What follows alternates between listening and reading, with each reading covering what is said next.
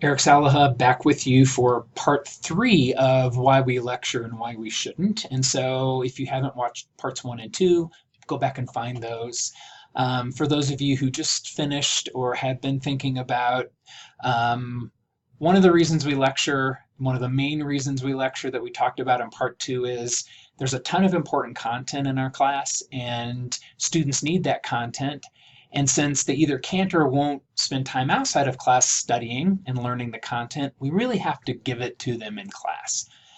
And so we ended part two thinking about this very limited amount of class time we have with students and whether we should use it to attend to what Dr. James Lang calls the lowest level outcomes.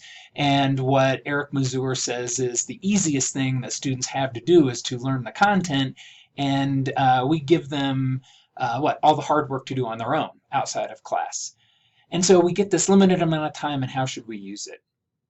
So let's look at another reason that we lecture. So we have important content in our class, but we also have important skills. We looked at Bloom's taxonomy. We've got the facts and the explanation of those facts and topics and content for our classes, and students have to have those. But most of us also think the reason students need that content is so that they can do something with it. They can think critically with it. They can communicate about it. They can solve problems. They can apply, evaluate, create, all of those kinds of things. So there's all kinds of skills that students need to be able to do, to use the content to do things, and those skills are really important. And so they need these skills, and so we lecture as a way to help students learn those skills. What do you think about this? You want your students to be problem solvers and communicators, and critical thinkers and creative thinkers, and you want them to be writers or welders or EMTs, or you want them to be dental assistants, or whatever it is that you are teaching. And so you are, as a lecturer, demonstrating those skills. You're demonstrating critical thinking, you're demonstrating problem solving, you're offering examples because you're at the front and you're the sage. And by demonstrating these skills, you are imparting them or helping students learn those skills. I'm trying to do due diligence to this reason. And so, does this resonate with you? Would you give it a plus? Would you give it a minus? Are you in the middle? What do you think? Well, Bloom, and this is Benjamin Bloom, Dr. Benjamin Bloom from Bloom's taxonomy fame. He did some research on this back in the 50s. He wondered, what are students actually doing out there while lectures are happening? And so he found in his research that of all the time when students are out there, I don't know, you don't know what they're doing when you're lecturing, you're looking at them, what are they doing? He says, well, 1% of the time, they are actually attempting to solve problems, to synthesize information, to make connections and interrelate. 1% of the time, they're actually doing active learning and critical thinking in their heads, directly related to those skills that you want them to get. Unfortunately, 78% of the time, they are involved with passive thoughts about the subject. They're probably listening, right? They're having irrelevant thoughts or surface level thoughts, and the rest of the time, the other 80% of the time, they're thinking about things completely unrelated, or even undermining what they're doing, probably. And again, this looks really low to me. Just my gut says some students are probably doing more than this, but I do think it's worth thinking about. We're asking students to think critically while we're talking to them. And it's hard enough to take notes while someone's lecturing. I think it's an extreme challenge to be thinking critically while you're listening. And I wonder how capable can you do it right now? I'm trying to talk relatively slowly, and you are a, teacher. You've probably spent many years in school. You may have a master's degree or a PhD. You know a lot about teaching and learning, and you may still be struggling to follow my conversation and do critical thinking, which is why I'm asking you to stop and think and actually give you a moment to pause. Well, one of my heroes, Dr. Cary Doyle, who wrote Learner-Centered Teaching back in 2011, says the person who does the work does the learning. I'm learning a lot right now about lecturing and why to lecture and why not to lecture, because this is about the 5th time I've practiced this presentation. And so to whatever extent I'm making connections and demonstrating critical thinking, I'm practicing it. I'm the one doing the work right now. I hope you're doing some work, but the person who does the work does the learning. I'm learning a lot. And I think Doyle is really suggesting that if students really are spending the majority of their time during a lecture with passive thoughts or surface level thoughts, they're not really doing the kind of hard work that they would need to do in order to actually learn the skills that we want them to learn.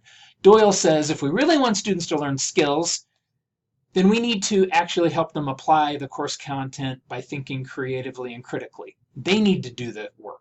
They need to be the ones communicating and writing and solving problems. They need to be performing the skills, utilizing the course content. When we're lecturing, by and large, we're the ones doing the work. Dr. James Lang, he wrote he wrote Small Teaching. I love this quote. He says, "You can't fire the synapses in your students' brains for them." When you're lecturing and working problems, your brain is lit up, making connections, strengthening memories, recalling information, making new connections. But we can't fire the neurons in our students' brains for them, and if they're involved with passive thoughts, they're probably not learning very much.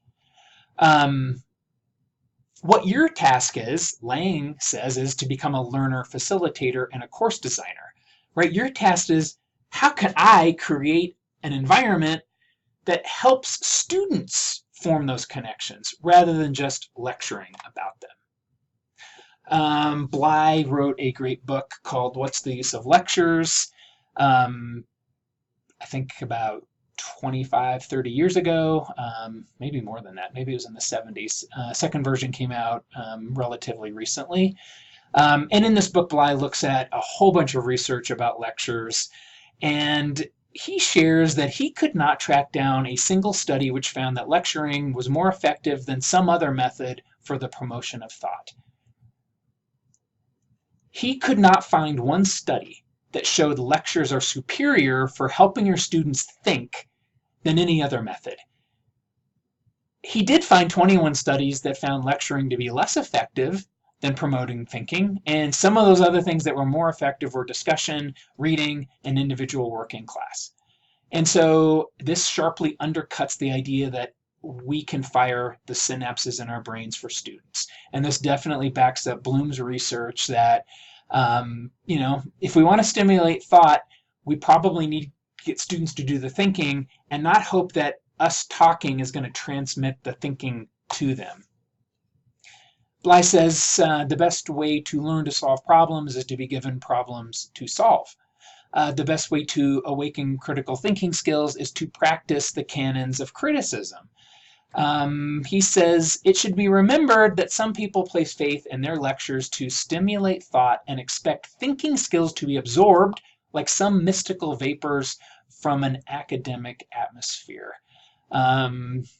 It's eloquent, Bly, and I think it is good food for thought. Well, leave it to Samuel Johnson to just nail it down. I don't know, maybe I need to start some active learning memes, and this would be one of them. Johnson says, "You cannot, by all the lecturing in the world, enable a man to make a shoe. You could transmit knowledge about shoes, about leather, about, sewing machines or cobbler's tools, but the skills to make a shoe, lecturing is not going to help someone do it. They're going to need to practice making shoes." And so this is the end of part 3. So we've spent the last 10 minutes or so. I've spent that time talking. Hopefully you've spent time listening and maybe doing a little thinking. But since I know your attention span is probably lagging right now, I would really encourage you to pause, do some writing and thinking about this second or third main reason that we lecture. We lecture because we know there are important skills that we need students to attain.